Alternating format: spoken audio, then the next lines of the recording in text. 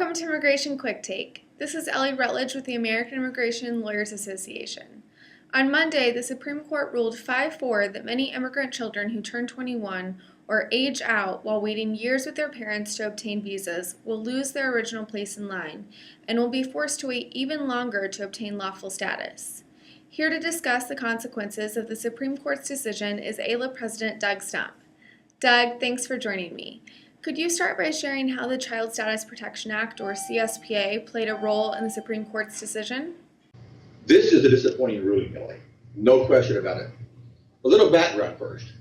Approving families for green cards can take years and years, as anyone in immigration law knows, and therefore several thousand immigrant children age out of the system each year when they turn 21. Congress tried to fix the problem through legislation in 2002 with the Child Status Protection Act.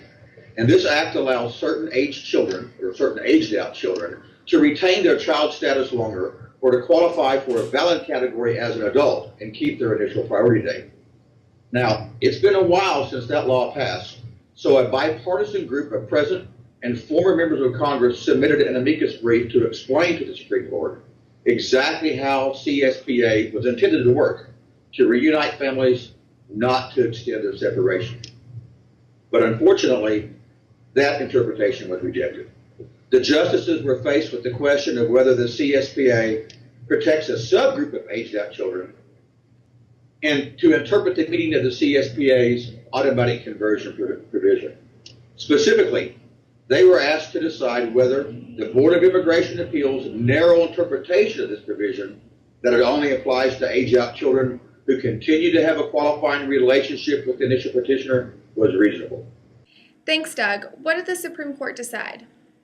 While there were 4 different opinions written, the basic holding of the court was that the automatic conversion provisions of the CSPA do not automatically apply in a situation where it's necessary to file a new petition to classify the beneficiary in a different preference category, and that the priority date from the aged out petition does not transfer to the new petition.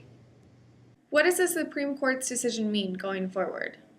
Well, again, this decision is a disappointment because it's pretty clear that Congress never intended this when they passed CSPA.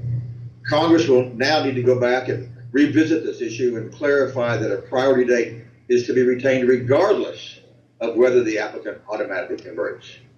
And let's be honest, Ellie, congressional action on immigration issues is a tough thing to get moving.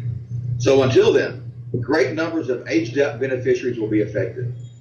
They will have to refile, and they won't retain their earlier priority dates, which means longer and even longer delays and more uncertainty, which is just another piece of our broken immigration system.